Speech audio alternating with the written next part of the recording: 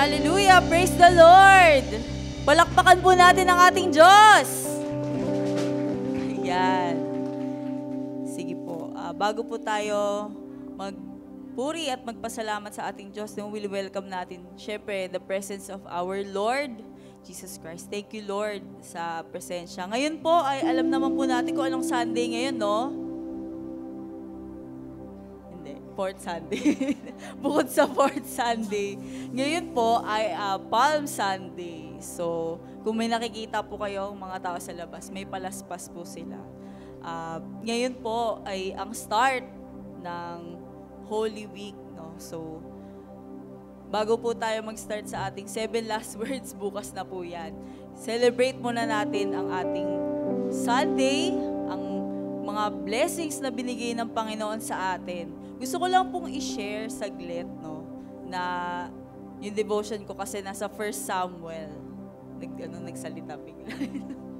Ayan. So 1 Samuel, meron pong babae doon. Ang pangalan niya ay Hannah, na wala po siyang anak, kaya inaaway siya nung isa pang babae. Kasi dalawa yung asawa ng asawa niya. Dalawa silang wife. So inaaway siya nung isa pang wife. So, si Hannah, nagpunta siya sa templo at umiyak siya. Sabi dun sa Word of God, she poured out her soul to the Lord. At nanalangin siya sa Panginoon na bigyan siya ng anak. And then, binigyan siya ni Lord ng anak. At yun ay si Samuel. So, kilala naman po natin si Prophet Samuel. At nung binigay yun sa kanya ni Lord, dinedicate niya si Samuel kay God. At sinabi niya na dahil binigay sa akin to ni Lord, itong anak ko, i-dedicate ko yun kay Lord. So tayo po, meron tayong mga nabubuhay tayo ngayon, natatamasa natin yung ibang mga bagay na matagal na nating pinag-pray ba? Amen? Tama ba? Yung mga blessings na meron tayo, strength, yung life, yung mga family na kasama natin, yung mga kaibigan na na-meet natin, yung mga income at trabaho at meron tayo, yung mga yan pinag-pray natin. So kagaya po ni Hannah, tayo po ay i-pour natin yung heart natin kay Lord, ibigay natin, i-dedicate natin lahat sa Kanya. Ready na po ba tayong gawin iyon for today? Amen! So kung ready na po tayo po ay tumayo. At tayo ay magpupuri at magpapasalamat sa ating Diyos. Let us pour our heart to the Lord. At naisin natin na lumapit sa Kanya. Hallelujah! Let's sing, open the eyes of my heart so that we can open our heart to the Lord. Hallelujah! Open the eyes of my heart, Lord. Open the eyes of my heart. I want to see you. I want to see you. Open the eyes of my heart, Lord.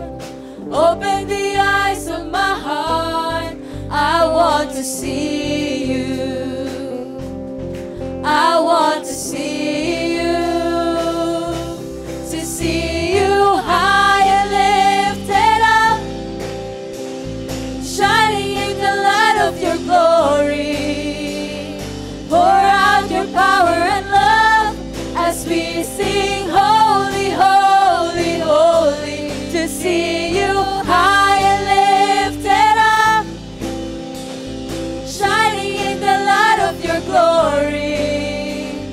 Pour out your power and love as we sing, holy, holy, holy.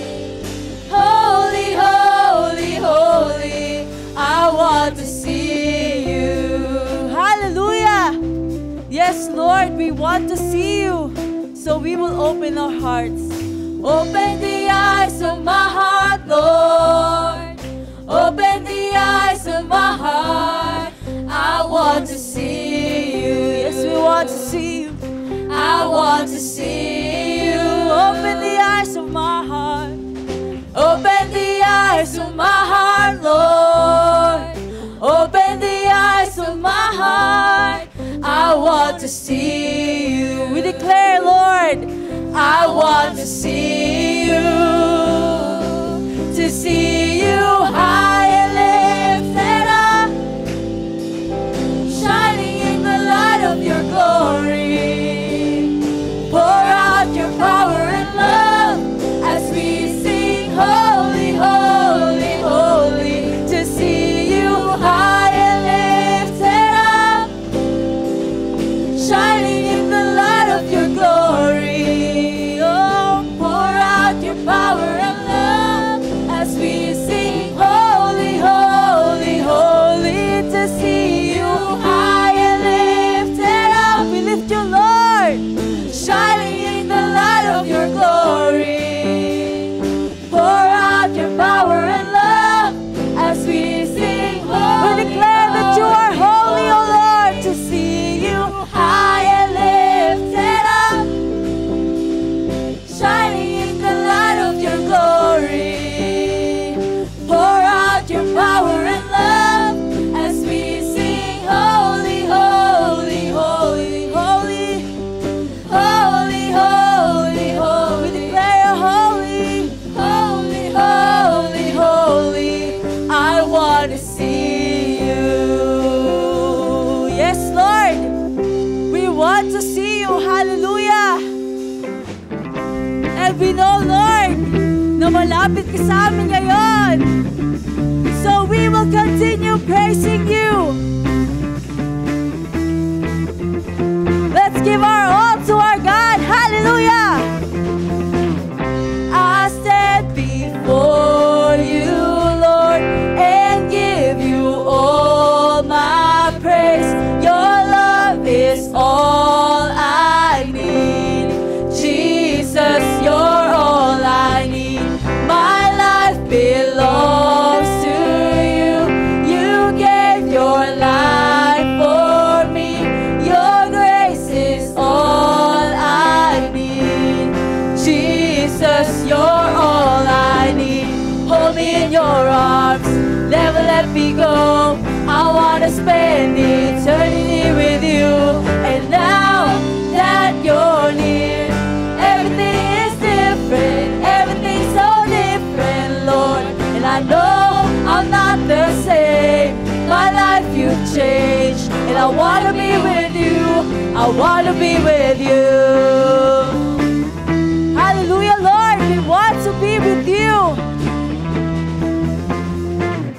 I stand before you, Lord, and give you all my praise.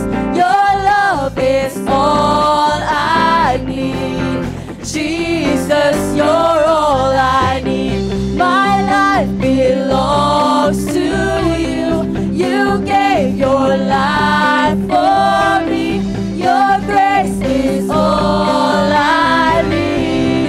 Jesus, you're all I need. Hold me in your arms, never let me go. I wanna spend eternity with you. And now that you're near, everything is different, everything's so different, Lord. And I know I'm not the same. My life you changed, and I wanna be with you. I wanna be with you. Now you're near, everything is different, everything's so different, Lord. I know I'm not the same. My life you changed. I wanna be with you. I wanna be with you. I'll sing for you always. As we declare, in your presence, God, is where I want to stay. I will sing, and I'll sing for you always. 'Cause in your presence, God, is where I want to stay. Hallelujah! We declare that we want the Lord to be near us. Let's sing. Hold me in your arms, never let me go. I want to spend eternity with you. Now that you're near, everything is different, everything's so different, Lord. I know I'm not the same. My life you changed, and I want to be with you.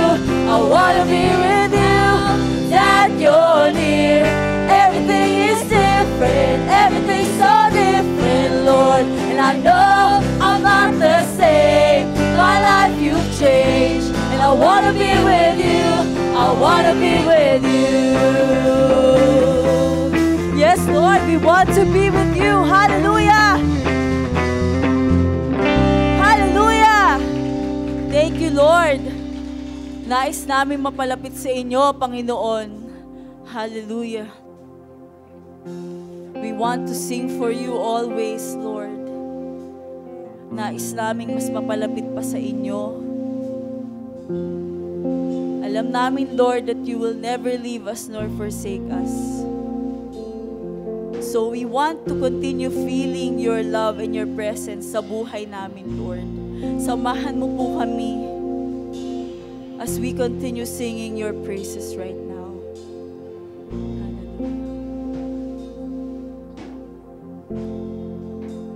Draw me close to you.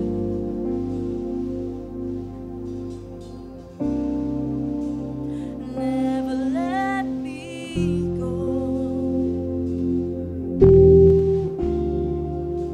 I lay it all down again to hear you say that I'm your friend.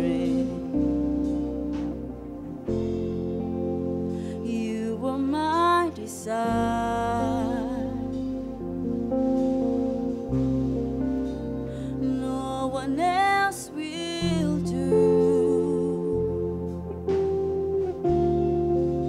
'cause nothing else can take your place. To feel the warmth of your embrace, help me find a way, bring me back to you.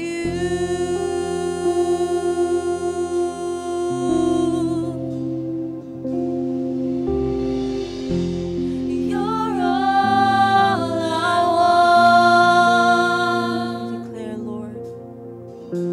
You're all I ever needed. You're all I want. Help me know you are near. Hallelujah. Once again, we want you to be near us, Lord. So draw me close to you. Never let us go, Lord. Never let me go. We give you everything we have, oh Lord. I lay it all down again to hear you say that I'm your friend. Lord, you are our desire. You are my desire. Walang papantay sa'yo, Panginoon. No one else will do, 'cause nothing else can take your place.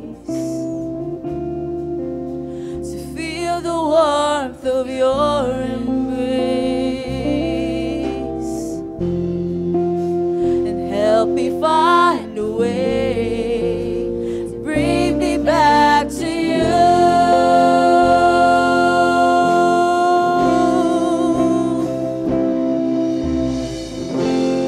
Yeah.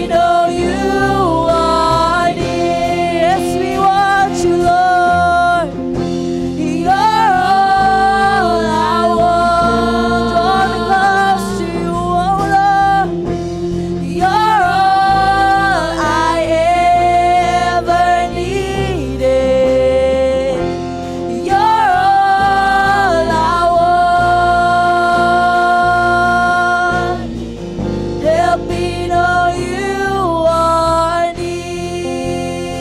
Yes, oh Lord. You're all I want. Let's declare we desire you, Lord. You're all I ever needed. You're all I want. Help me know you are near. Help me know you are near. Help me know you are near. Yes, oh Lord. We want to be closer to you, Lord. Lord, we humbly ask, can you meet us here, Lord? Because you are our heart's desire, Panginoon. Nais naming maranasan ang presensya mo, Lord. So we long for you, Lord. Please meet us here, Lord. Hallelujah. Can't go back to the beginning. Can't control what tomorrow will bring. But I know here in the middle is the place where you promised to be. We're not enough without you, Lord. I'm not enough unless you come. Will you meet me here again? All we want is you, Lord. It's all I want. It's all you are. Will you meet me here again? Yes, oh Lord. We want to be near you, oh Lord. Nais namin ang presensya mo. Yes, oh Lord. And as I walk now through the valley, let your love rise above every fear. Like the sun shaping the shadows. In my weakness, your glory appears. I'm not enough unless you come, oh Lord. I'm not enough unless you come. Will you meet me here again? All I want is you, Lord. 'Cause all I want is all you are. Will you meet me here again? I'm not enough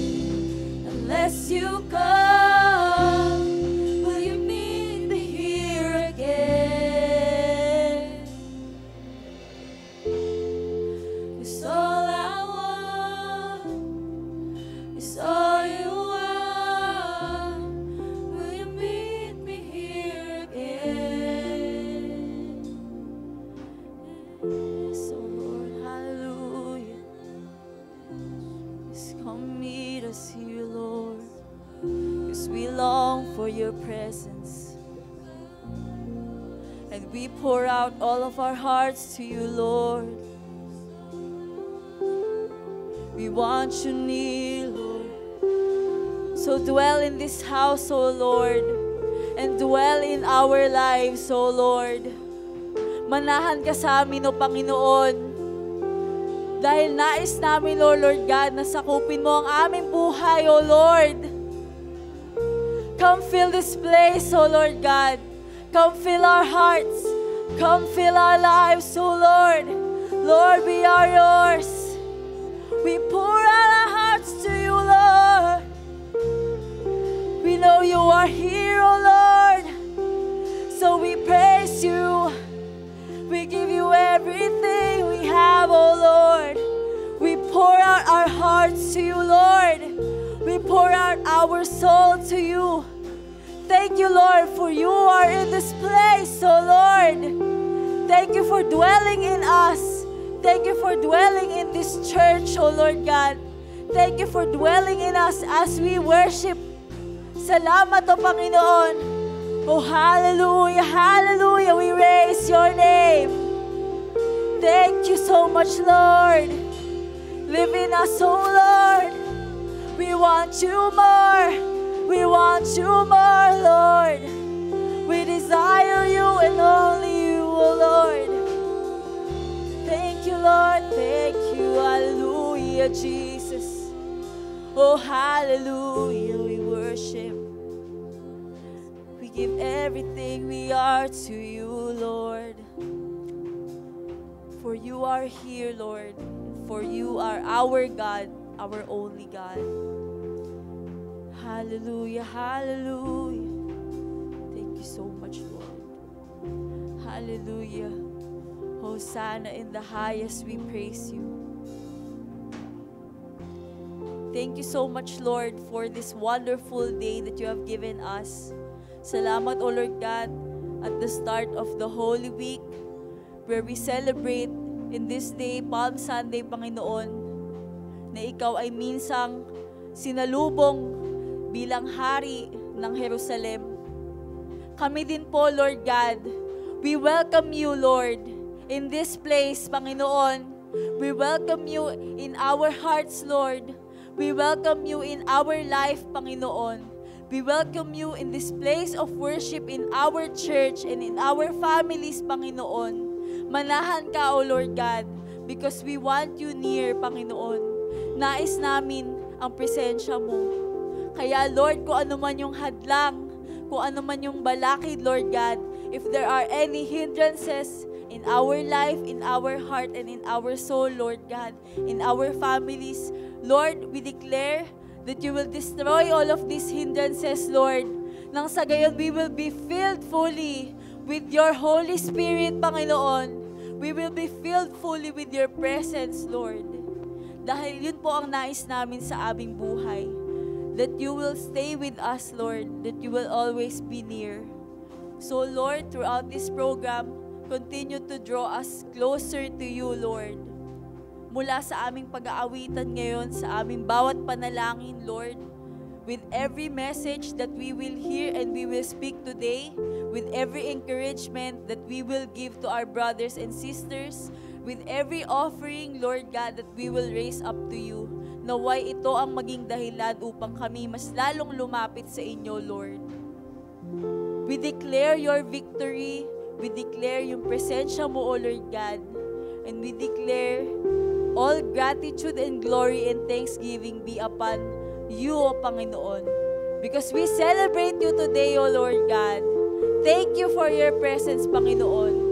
We pray all of these things in the mighty name of your Son, Jesus Christ. We pray. Hallelujah. Everyone say amen and amen. Thank you, Lord. Hallelujah.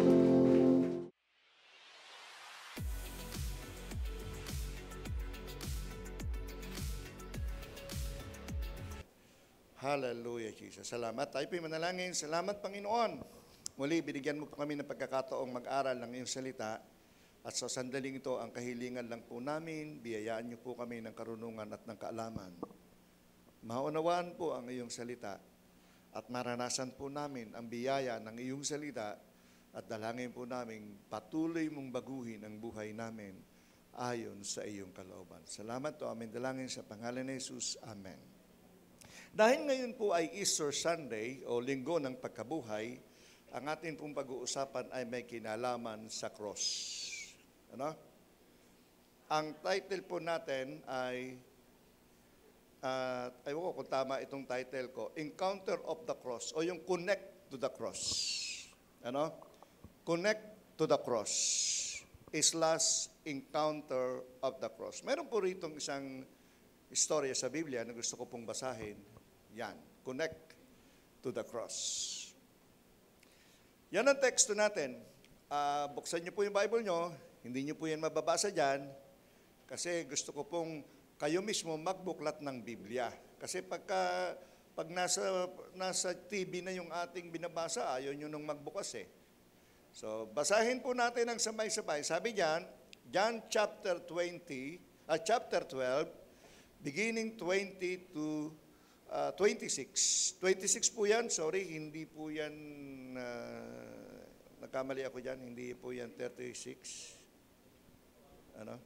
26. Okay. Sabi ng Biblia, now there were some Greeks among those who went up to worship of the festival. Note, ang word dyan ay worship sa verse 20. Pagdating po ng 21, they come to Philip, who was from Bethsaida in Galilee, with a request. Sir, they said, we would like to see Jesus. Ganda ng intention nila, ano? Sabi nila, Sir, pwede po ba naming makita si Jesus? No. Verse 22, Philip went to tell Andrew, and Andrew and Philip in turn turned to tell Jesus. Jesus replied, the hour has come for the Son of Man to be glorified. For verse 24, ito po yung pinaka-center, the heart of this message. Very truly I tell you, unless a kernel of wheat falls to the ground and dies, it remains only a single seed. But if dies, it produces many seeds. Anyone who loves their lives will lose it, while anyone who hates their life in this world will keep it for eternal life. Whoever serves me must follow me, and where I am, my servant also will be. For my Father will honor the one who serves me. Tandaan niyo po yung one. Yung last, sabi doon, my Father, sabi yan, my Father will honor the one who served me. Okay, number one, life out of death. Yun ang tingnan natin. Buhay sa kabila ng kamatayan. Pwede ba yun?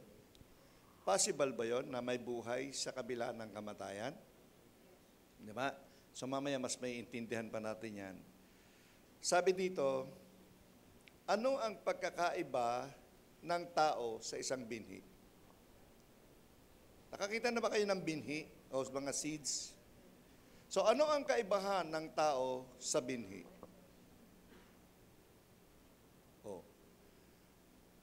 Ang tao, sabi nila, tayo, namamatay muna bago ilibing.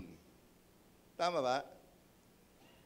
Pagpatay ka na, ililibing ka. Ang binhi, buhay na inililibing para tumubo at mag-produce ng mas maraming binhi, mas maraming buhay. Amen? Mamaya tingnan natin ng malalim kung ano yung kaugnayan ng tao sa binhi. Kasi yun yung word niya eh. Sinabi niya na eh. Verily I tell you, truly I tell you, unless a kernel of wheat falls to the ground and dies. It remains only a single seed, but if it is dies, it produces many seeds. Sa verse 23, mapapansin ninyo, Jesus speak of this death as a glorious or glorification rather than tragedy. Pwede ba yun? Yan sabi ni Christ sa verse 23. Sabi niya doon sa verse 23, yung kanyang kamatayan ay for glorification, hindi isang trahedya. Pwede, no? Para bang blessing ang kanyang kamatayan at hindi isang trahedya. So, yun yung isang binanggit niya sa 20. The one of the paradox, sabi dito, of contradiction of Christians' discipleship, Jesus says, is that the way to fruitfulness in the kingdom of God involves suffering and death. Sa verse 24, just as the way to life is to the cross. Pwede ba yun? The way to life is to the cross. Anong sabi niyan? Sa Christian discipleship daw, Jesus says, is that the way of fruitfulness. Kung gusto mong mabunga o maging mabunga in the kingdom of God involves suffering and death. Mabigat, ano? Gusto mong mabunga? Maghirap ka muna. Gusto mong maging mabunga? Mamatay ka muna. Pwede ba? O mamaya, pag-usapan natin yung salitang kamatayan dyan. Okay, ganito. Sa isang nagtatrabaho, gusto mong maging mabunga? Pagtiisan mo, pagtatrabaho. Di ba? Di ba nagtsatsaga ka para ma-promote ka? O ang isang estudyante, bago niya lasapin ang tagumpay ng kanyang pagtatapos, nag-aaral siya. Gumagawa ng mga assignments, di ba? Nagpupuyat. At kahit na isang nagtatrabaho ka na, hindi pa rin nawawala yung pagtsatsaga, pagpupuyat. It takes sufferings. Walang taong naging matagumpay o naging maunlad sa buhay na hindi naranasan ang sakripisyo. Tama ba? Amen? Nakukuha niyo ba ang ibig ko sabihin? It takes sacrifice para maging mabunga ka, para maging matagumpay ka. It takes sacrifice, even death, kung gusto mong maging mabunga. Sabi nga ni Teacher Dali kanina, yung desire ng Holy Spirit mo, kung gusto mong mag-work ang Holy Spirit, it takes, fasting. Sabi sa ating training, yung prayer ay pang-ordinary Christian. But sa mga leaders, it takes fasting. Yes. Gusto mong magwagi ng mga kaluluwa sa Panginoon. Ikaw mismo, gusto mong mabago yung buhay mo, gusto mong magwagi, gusto mong maging kapaki-pakinabang sa gawain ng Diyos, it takes sacrifice. Intentional yan. Magsasakripisyo ka. Magbabasa ka. Ako po, lagi kong ini-encourage. Read your Bible. Sabi nga, 1 chapter a day keeps you the devils away. Prayer. It takes sacrifice. So, yan yung binabanggit dyan sa Biblia, no? Okay. Naka-communicate po ako. Sabi dito, another one, sabi dyan, the heart of the gospel of Jesus Christ came to give His life. O gave His life. Romans chapter 5 verse 8, but God demonstrate His own love for us in this. While we were still sinners, Christ died for us. Ang center pala, the heart of the gospel, sabi kay Jesus Christ, ang kanyang love. Alam niyo ba yung meaning ng, ano ang spelling ng death?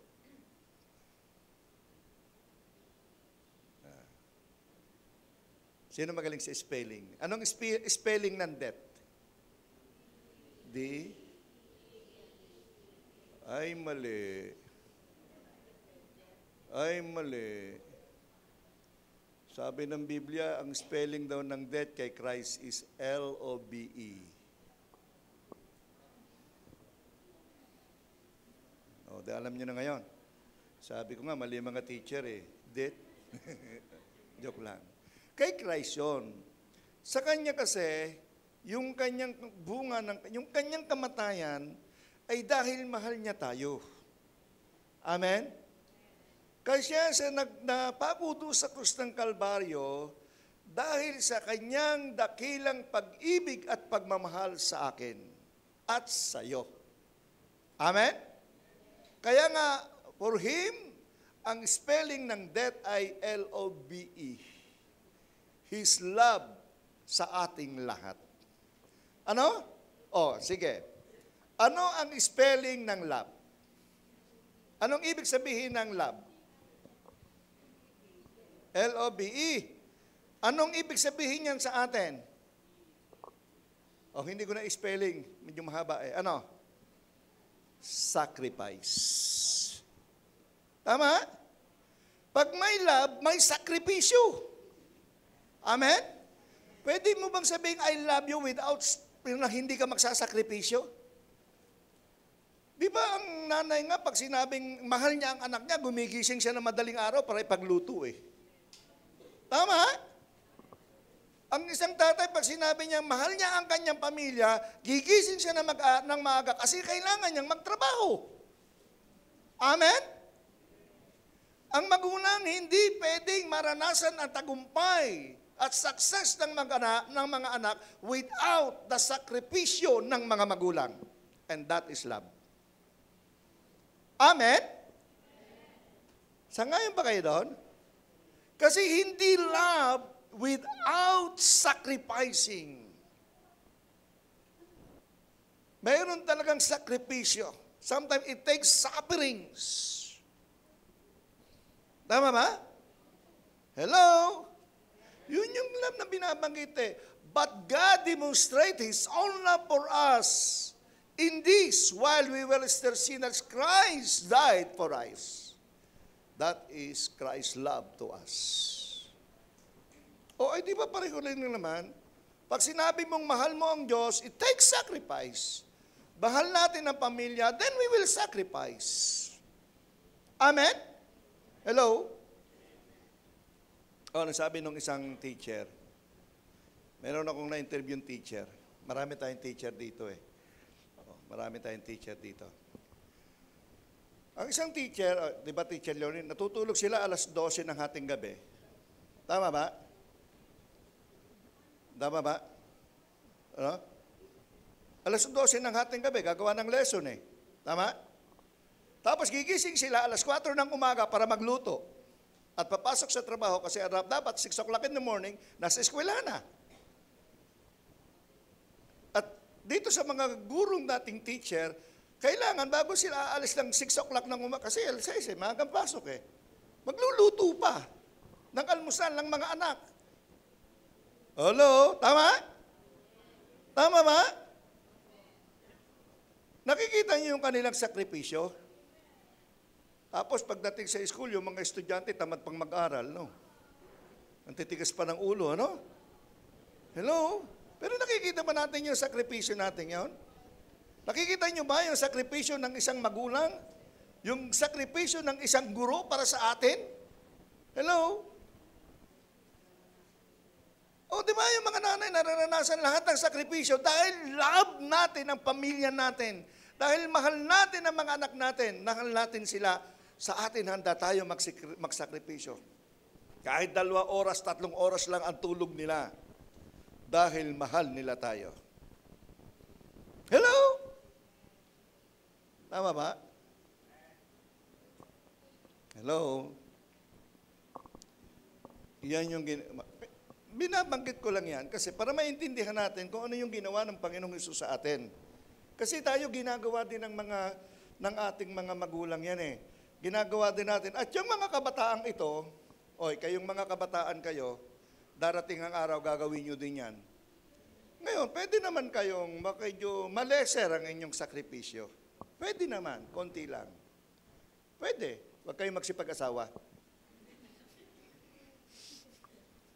Pero pag nagsipag-asawa na kayo at nagkaanak kayo, it takes more sacrifices.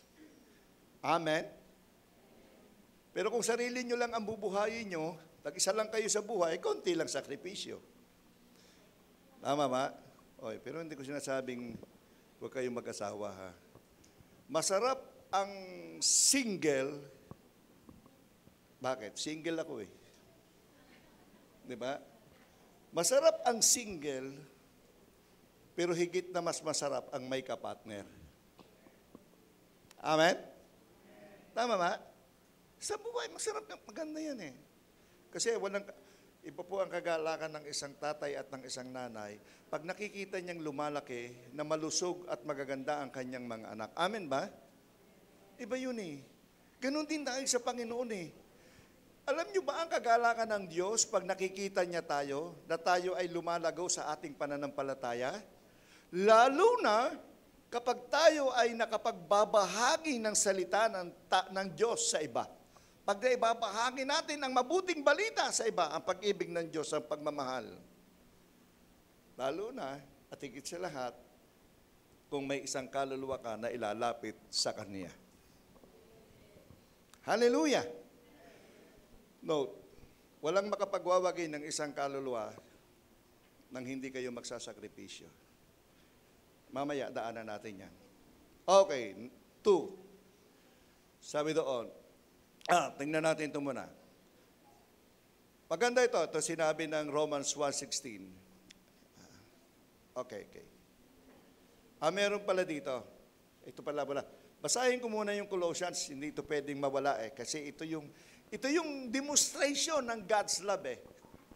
Ito yung demonstration ng cross. Kasi ano ngayon eh, Holy Week eh. Bukas, bukas eh, Lunes Santo na. Okay, ganito. Tingnan nyo ito, napakaganda. Colossians 2:13 and 14. Actually, isa ito sa aking life verse. Sabi dito, He forgave us all our sins.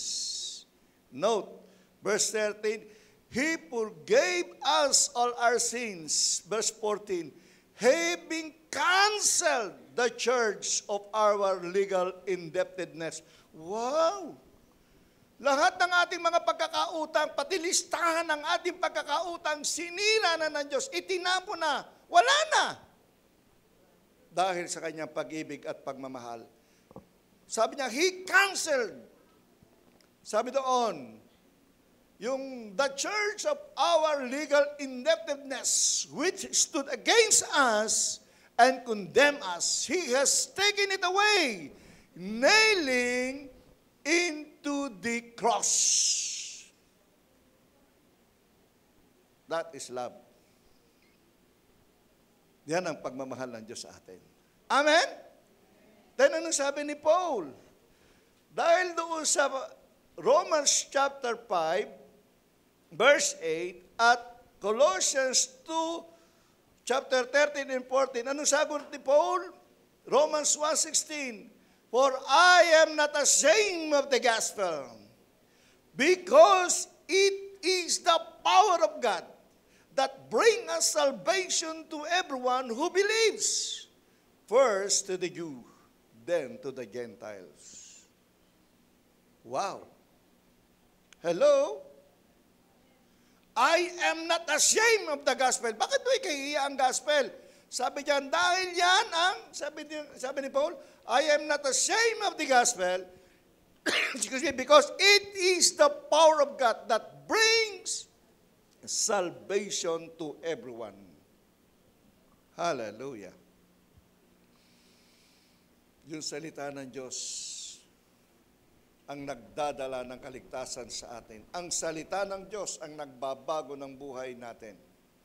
Kaya nga sabi ko sa inyo, ang kapangyarihan ng salita ng Diyos ay nasa atin at nararanasan natin kung nababago ang buhay natin.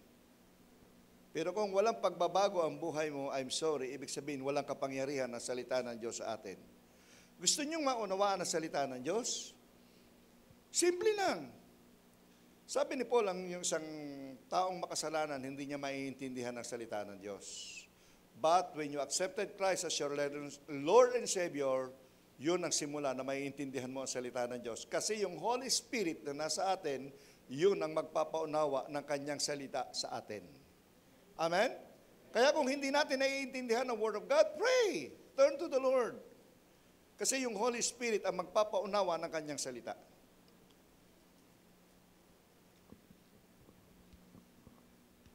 Next. Number 2, yung kanina ay life out of death. Ngayon naman, glory out of shame. Glory out of shame. Ang cross, ano ba ang ibig sabihin ng cross sa atin?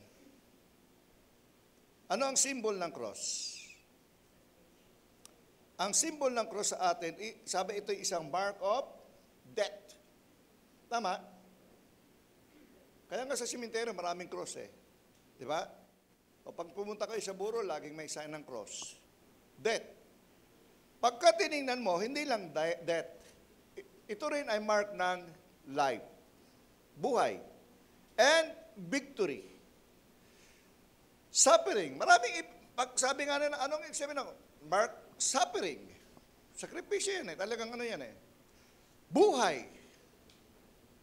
Kasi nga, dahil doon sa cross ni Christ, nagkaroon tayo ng buhay. Victory. Because of the death of Christ, meron tayong victory. Kaya nga sabi niya, when Jesus Christ arose from the dead, He arose conqueror our sin, our sicknesses, our death, and our poverty.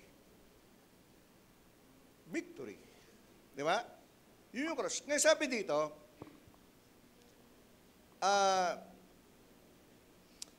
glory out of shame. Kung titingnan natin, bakit? Bakit ito nabanggit? Kasi during the time of Christ, ang namamatay lang sa cross ay yung pusakal na kriminal. Hello? Parang pag ikaw ay namatay, ipinako ka doon sa cross dahil ikaw ay pusakal na kriminal. Ibinibilad ang iyong kahihiyan. Kaya nga sila si Christ, kasama yung dalawang bilanggo sa kanan at sa kaliwa niya, nagmarcha pa sila, naglakad, ipinarada pa sa bayan. Bakit? Kasi sinasabi nila, itong mga taong ito, pusakal na kriminal.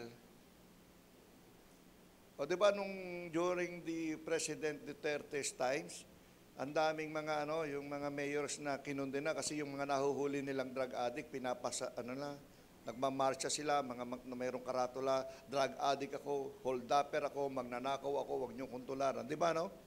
Pinaparada pa doon sa bayan. Kasi pinapahiya sila. During the time of Christ, kung imagine natin, yung kamatayan ng Panginoong Hesus, nakakahiya. Kasi kriminal ka, pusakal kang kriminal. Kaya nga sabi nung nasa kanan, nasa kaliwa, oy, Jesus, kung talaga ikaw ang Diyos, bumaba ka dyan, iligtas mo yung sarili mo, pati kami. Ano sabi nung nasa kanan? Hoy, matakot ka sa Diyos. Sabi niya, tayo naandirito. Bakit? Kasi karapat-dapat lang tayo, kriminal tayo, pusakal tayong kriminal. Pero ito, walang anumang kasalanang ginawa. Pero na namatay kagaya ng isang pusakal na kriminal. Kaya nga sabi doon, glory out of shame. Jesus replied, sabi diyan, the hour has come for the Son of Man to be glorified. Diba nasa verse 23? Dumating na ang oras na ang anak ng Diyos ay luluwalhatiin. Sabi nga sa kabila ng kahihiyan sa kamatayan sa krus, may kalwalhati ang naghihintay sa piling ng Ama sa langit. So, gusto niyong nalaman kung para mas maintindihan niyong mabuti, sino ang nakakakilala kay Stephen? The first deacons. Di ba, nung araw sa Acts, meron pinili na 7 deacons. First deacons, na ang ibig sabihin ay 7 waiter. Kasi maghahanda ng mga pagkain, mag-aasikaso. deacons. Si Stephen doon, one of the spirit-filled, kasi ang qualification nila, sipin mo, sabi nga nila, maghahanda lang ng pagkain, kailangan spirit-filled ka pa, kailangan knowledgeable ka, talagang yung quality, may integridad. And isa doon si Stephen. So tingnan niyo, alam niyo yung istorya ni Stephen, di ba? Basahin ko na lang sa iyo, hindi ko napapalawakin. Acts 7, 54 to 60. Babasahin ko lang to sandali para medyo maintindihan nyo ng konti. Pero kung may Bible kayo, please open your Bible sa Acts chapter 7, verse 54 to 60. Sabi doon, when the members of the Sanhedrin heard this, they were furious and gnashed their teeth at him. But Stephen, full of the Holy Spirit, looked up the heaven and saw the glory of God. Kasi ginudge na sila eh.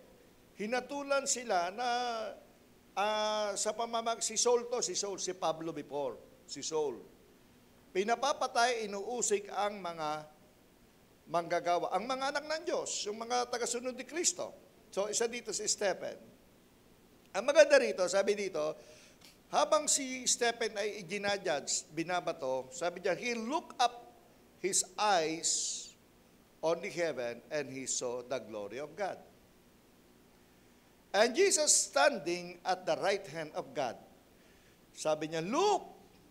He said, sinabi ni Stephen, look! Sabi niya, look! I see the heavens open and the Son of Man standing of the right hand of God. Ako, lalong nagalit yung mga Sanhedrin. Lalong nagalit yung mga religious leaders. Lalong silang nagalit. At binato nila ng binato si Stephen hanggang sa mamatay. At sabi diyan, they cover their ears. Yung mga Sanhedrin, yung mga high priest, yung mga priests, yung mga religious leader, they cover their ears. Sabi doon, hindi, nagbingi-bingihan sila.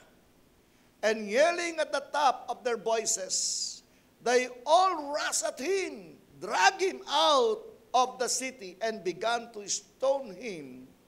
And meanwhile, the witnesses laid their coats at the feet of a young man named Saul. Si Saulo yan, si Pablo before. And while they were stoning him, Stephen prayed, Lord Jesus, receive my spirit. Then he fell on his knees and cried out, look, do not hold this sin against them. When he had said this, he fell asleep. Word, he died. Tingnan yun.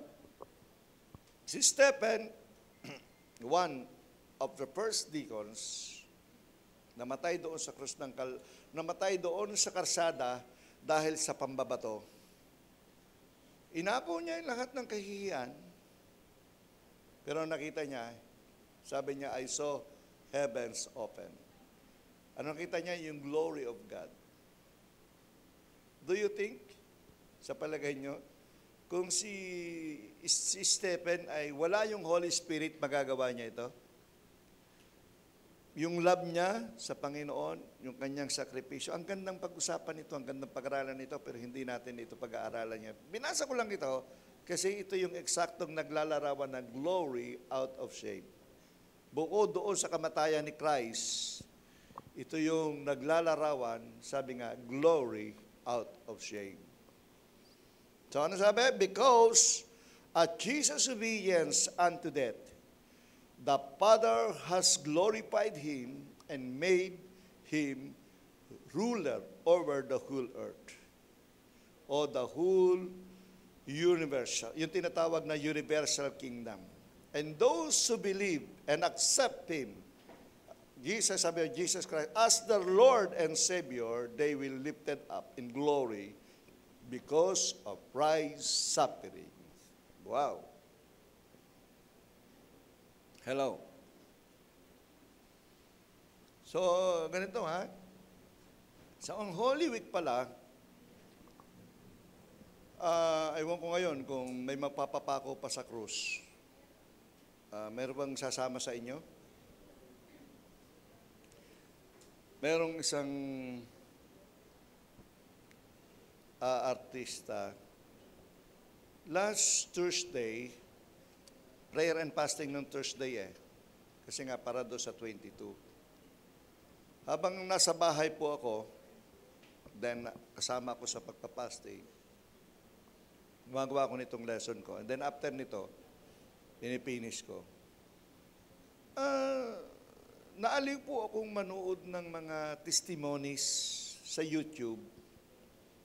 Naaliw akong manood ng mga testimonies ng mga kilalang tao, paano sila nakakilala sa Panginoon. Ay, nagulat ako na marami pala tayong mga celebrities na talagang nakakilala sa Panginoon, ano? Grabe ang kanila. Yung iba kilala, yung iba hindi.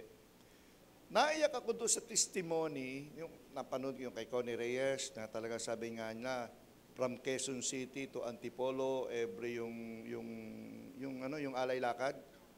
Naglalakad sila, gano'n, mga ilan yung artista na gano'n, talagang grabe yung kanilang ginagawa. Grabe yung tingin nila sa sarili nila, yung ibang mga artista. Pero na-focus ako doon kay yung testimony ni Jody Santa Maria. Kilala niyo si Jody Santa Maria? Ang ganda ng testimony. Naiyak ako.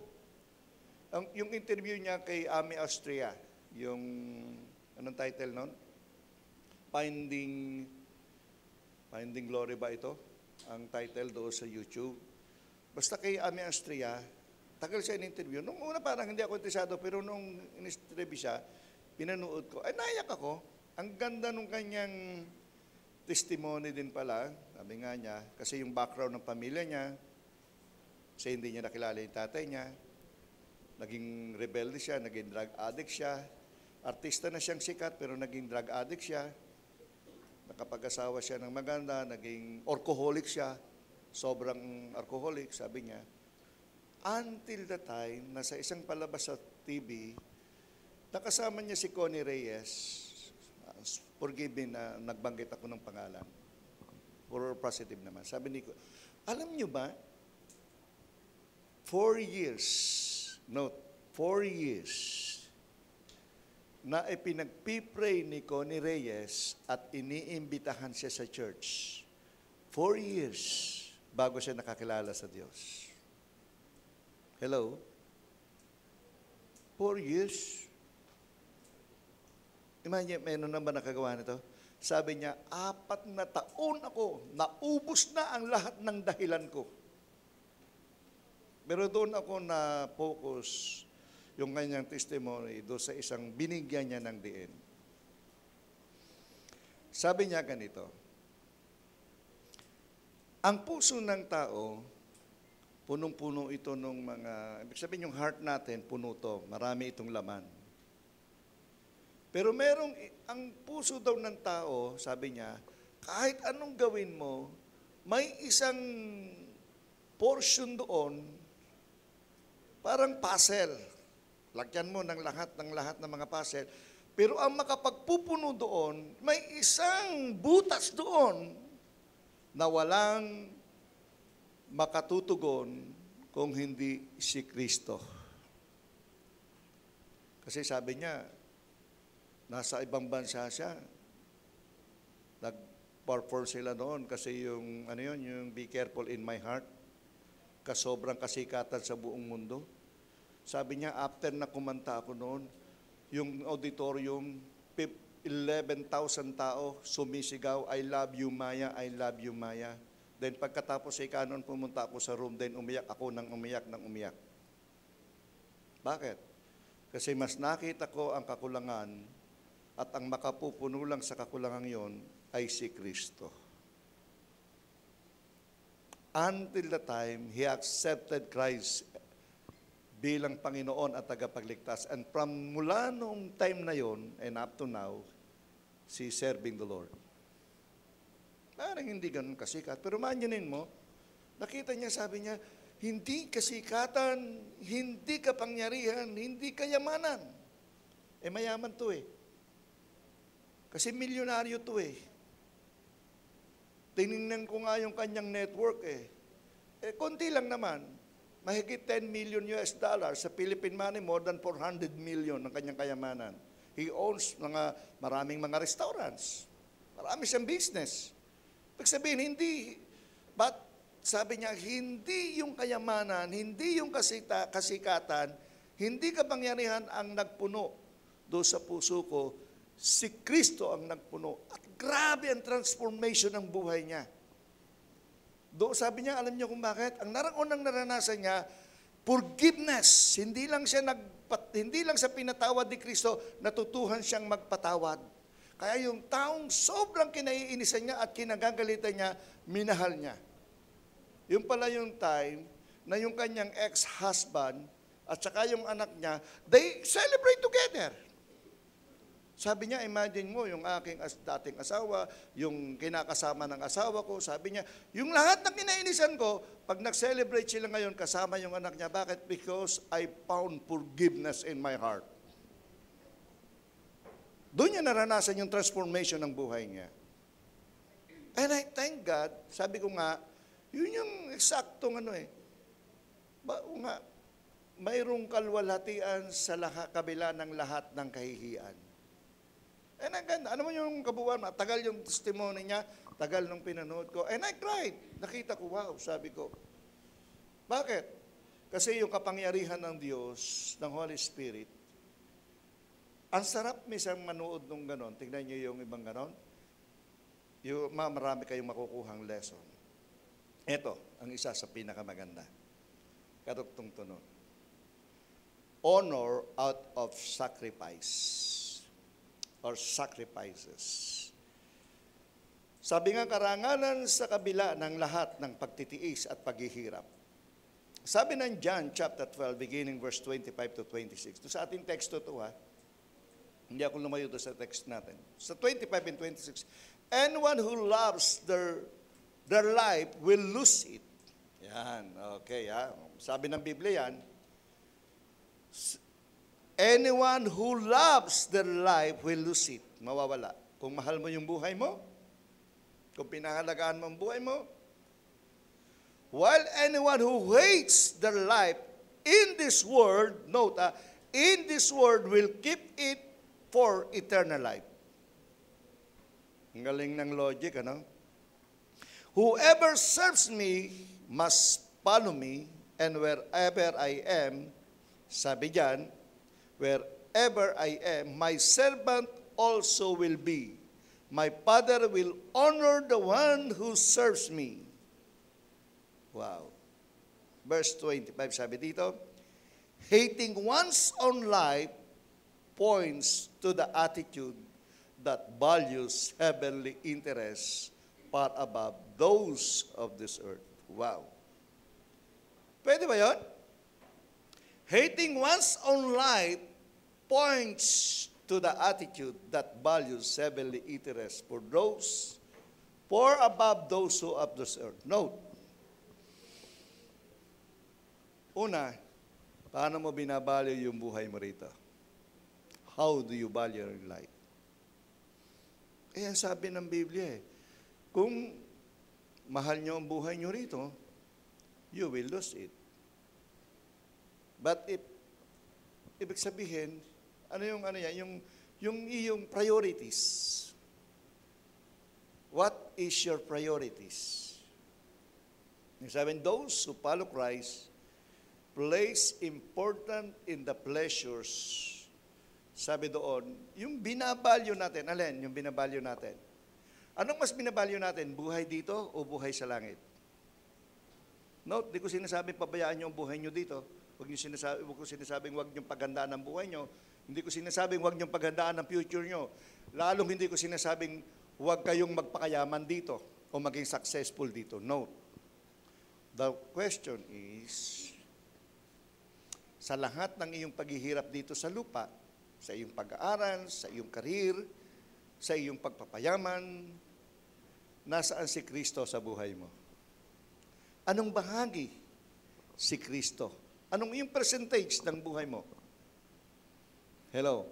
How do you value your eternal life?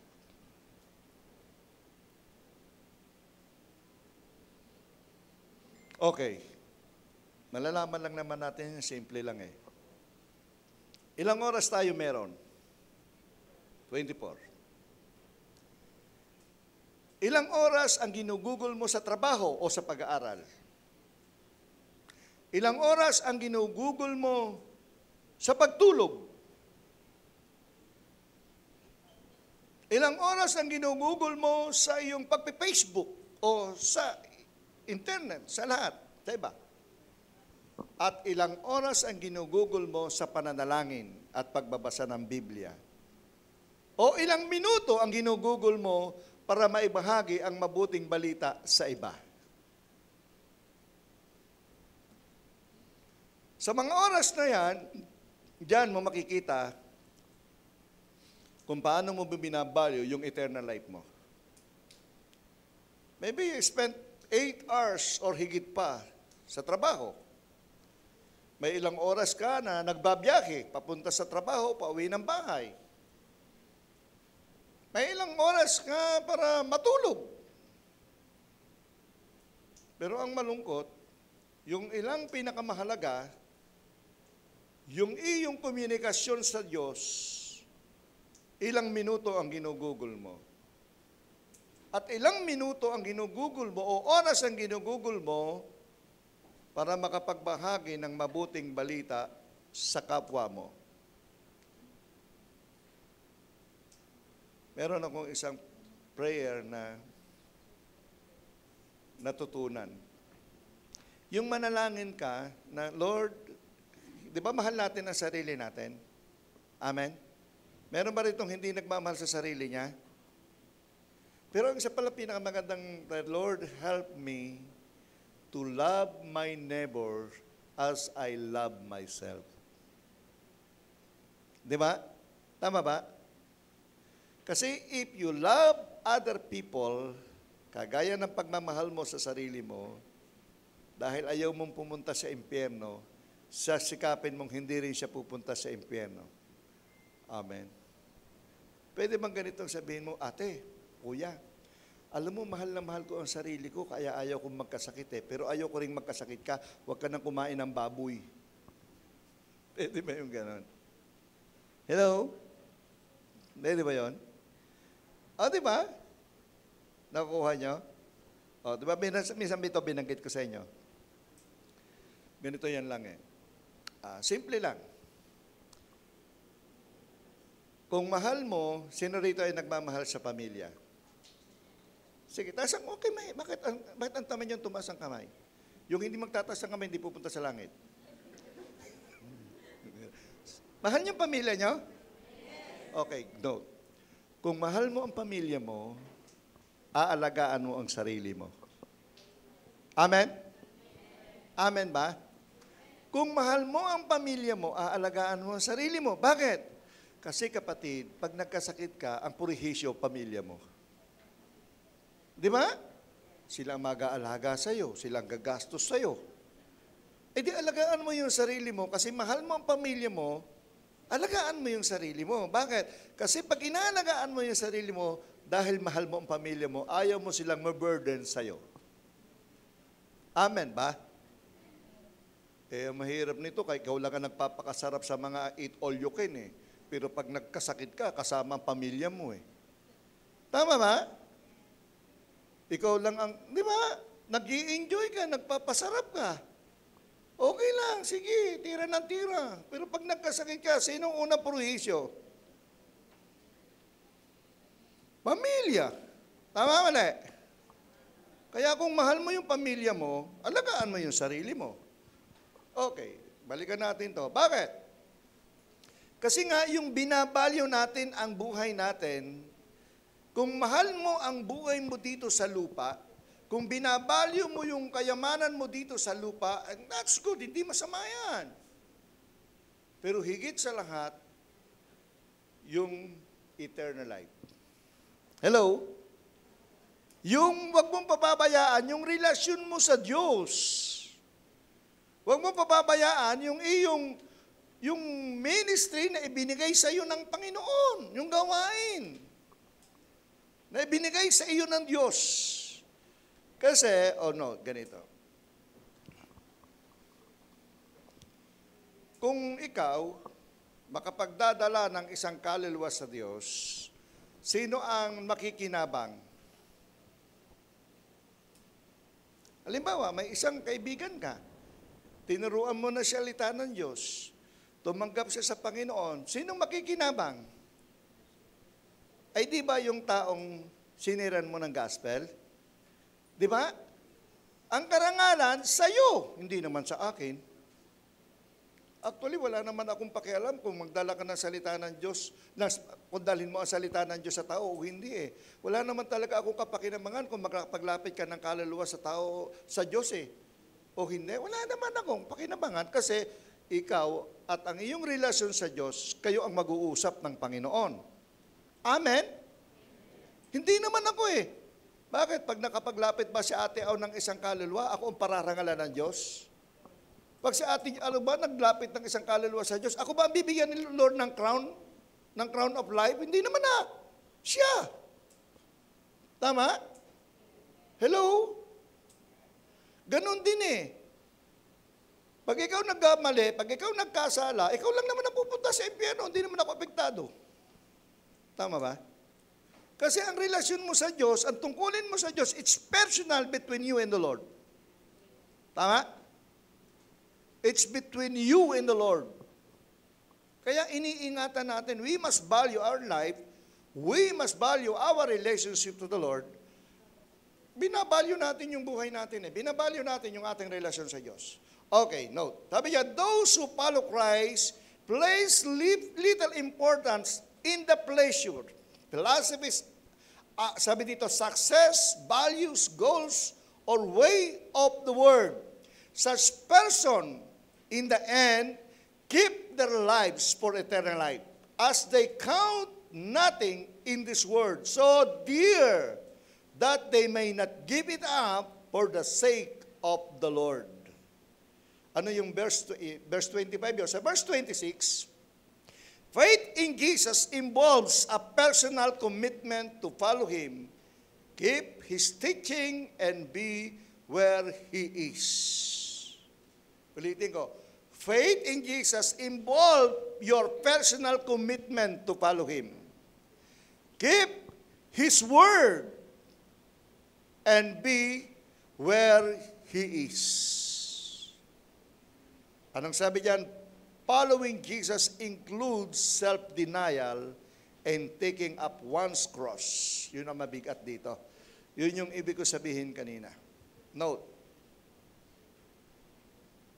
Sabi nga, the only way that we who follow Him can bring others to God is also by sacrifice. And if we want to follow Him, we must give our life to God. Note. Ito yung pinakamaganda. Di ba kanina may kwento ako? Yung isang artista na nagsakripisyo ng 4 na taon, pananalangin, at sabi nga, for 4 years, he keep inviting sa church. Iyon namang isa, 4 years tumatanggi siya, lahat ng dahilan, masakit ang tiyan, masakit ang ulo, masakit ang kamay, masakit ang kalyo, lahat. Lahat ng dahilan. But he keep inviting and he keep praying for 4 years until the time sumunod siya sa Diyos. Nang sabi niya, note, ito ang maganda. Hindi mo kaya, hindi mo magagawa ang ganong sakripisyo kung hindi ka patay sa sarili mo. Amen? Amen? Bakit? Hindi mo kayang tiisin ang kahihiyan kung hindi ka patay sa sarili mo. Hindi mo kayang tiisin yung i-deny ka ng i-deny o ipahiya ka kung hindi ka patay sa sarili mo. Sabi nga nung kanina yung kinukwento ko sa inyong artista, yung unang-unang time na pinag-pray siya, nagsushooting ata sila noong 100 Days to Heaven, sabi niya, sa basketball court, sabi niya, pwede bang ipag-pray kita? Sabi niya, okay po. Nagulat daw siya, nasa basketball court siya, tinaas yung kamay, ililihin siya. Sabi niya, teka, bakit may ganyan? Ipag-pray mo na lang ko, bakit may lihens pa ng kamay? Bakit may patong-patong pang ganyan? Teka muna, nasa basketball court Pero walang magawa eh. Nakapikit na daw yung isa. Sabi niya, sige po. Sige, matapos na lang. Bilisan mo, matapos na lang. Kaya ang goal niya doon sa first time na ipag-pray siya, walang dating. Bakit? Kasi ang goal niya, sana matapos na to, sana matapos na to. But he keep praying. Sabi nga, keep praying for 4 years. At hindi mo magagawa yon kung hindi ka patay sa sarili mo. Note, anong ibig sabihin dito? Pagbuhay ka pa sa sarili mo, pag hindi mo naranasan ang kamatayan sa sarili mo, yung sinasabi ng Biblia, yung take up your cross, yung die yourselves and follow me, hindi mo magagawang magbahagi ng salita ng Diyos sa iba. At hindi mo magagawang magsakripisyo para sa iba. Amen? Amen ba? Kasi nakakahiya ang mag-share ng gospel. Sabi ni Paul, I am not ashamed of the gospel kasi ito yung kaligtasan. Pero dahil patay siya sa sarili niya.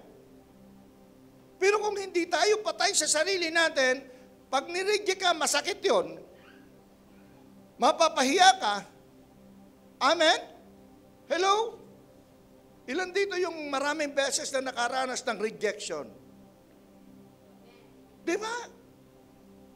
Pero okay lang. Ang isang tunay na mananampalataya, ang isang tunay na Kristiyano, habang nasusugatan, lalong lumalaban, lalong tumatapang. Amen ba?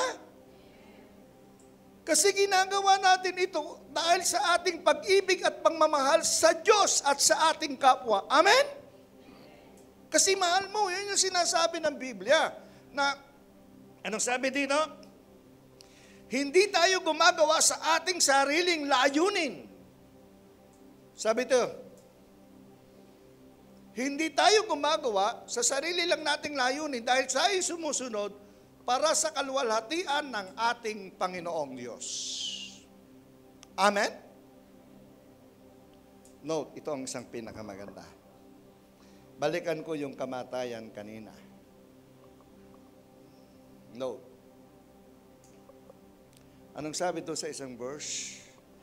Yung binasa natin kanina, unless the kernel, sabi diyan?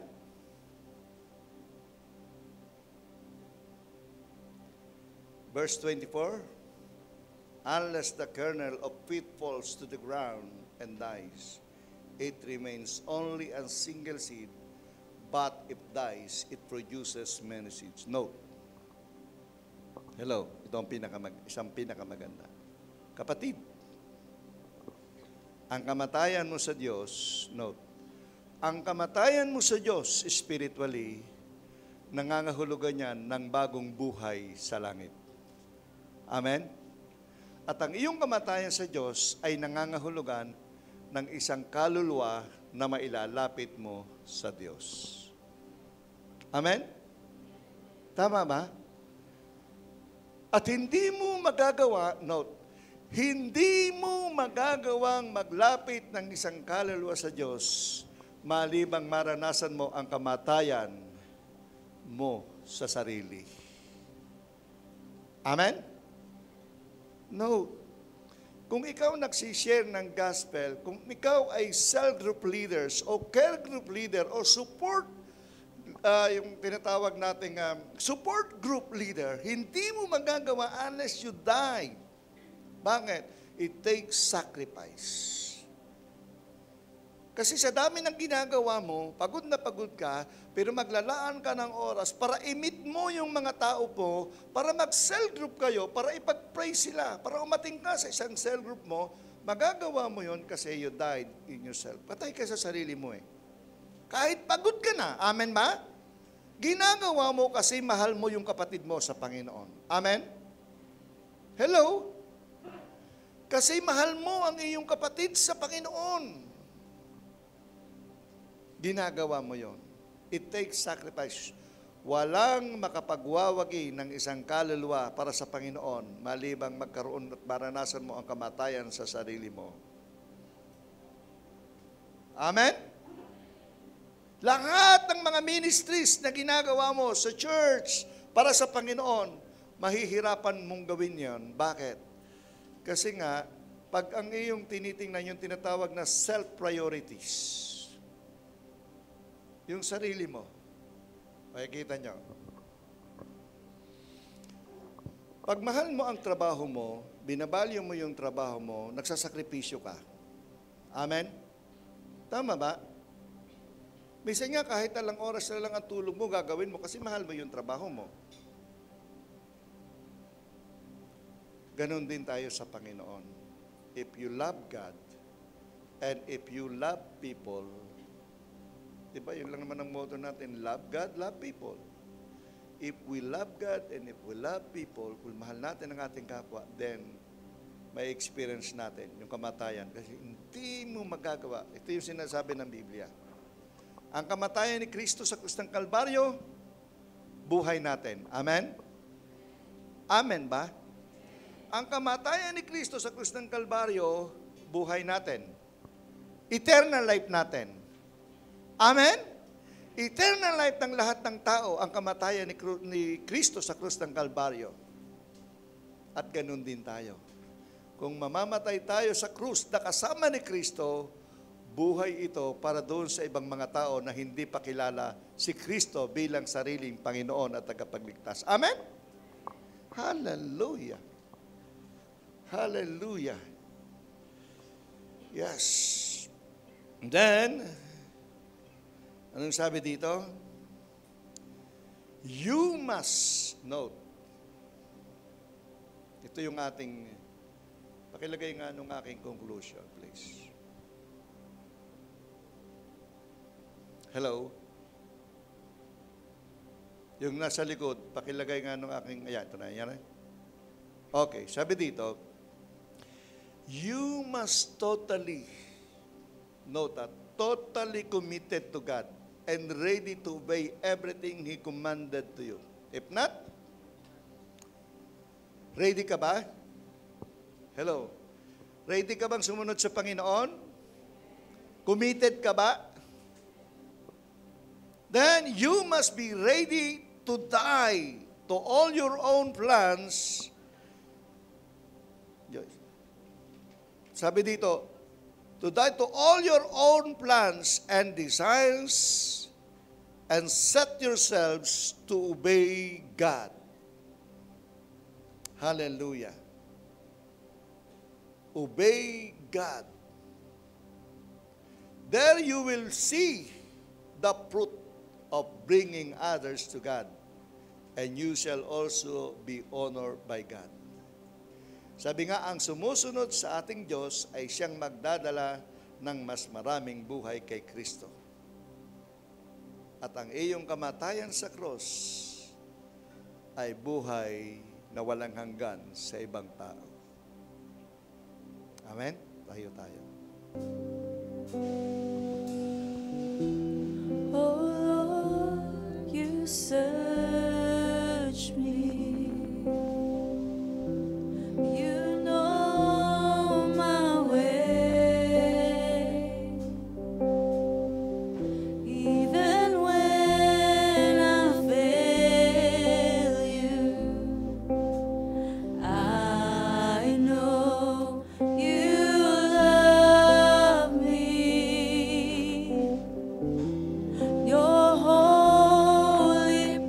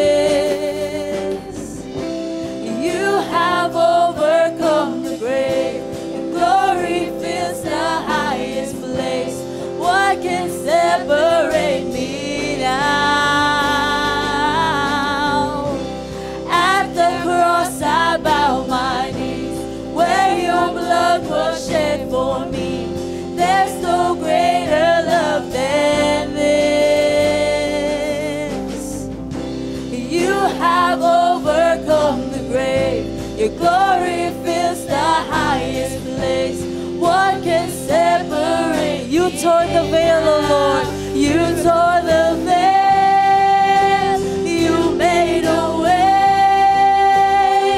when you said that it is done. You tore the veil.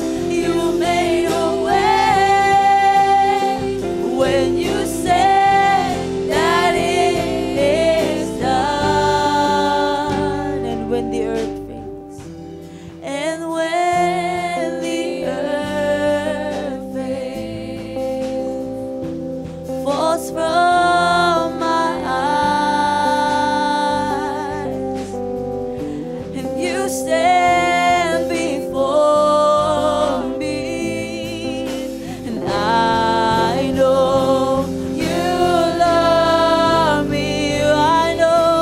I know you love me. At the cross I bow my knees, where your blood was shed for me.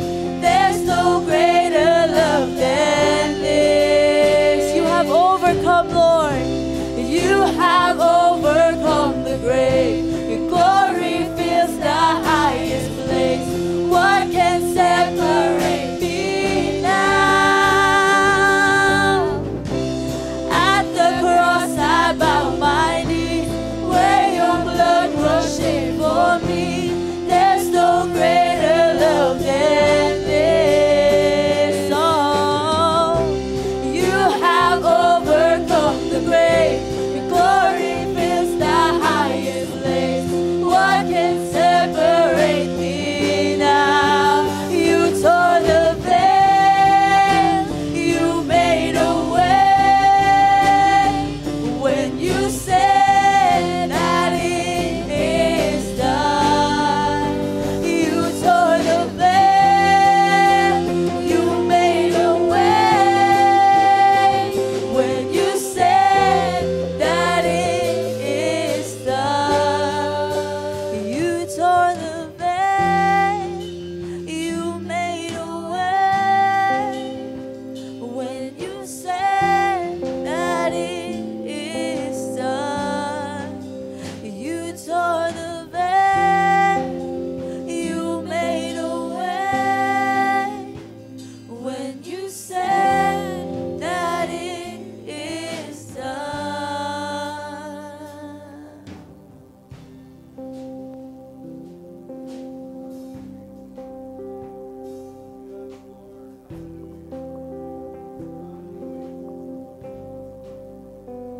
Oh, Jesus. Hallelujah. Hallelujah.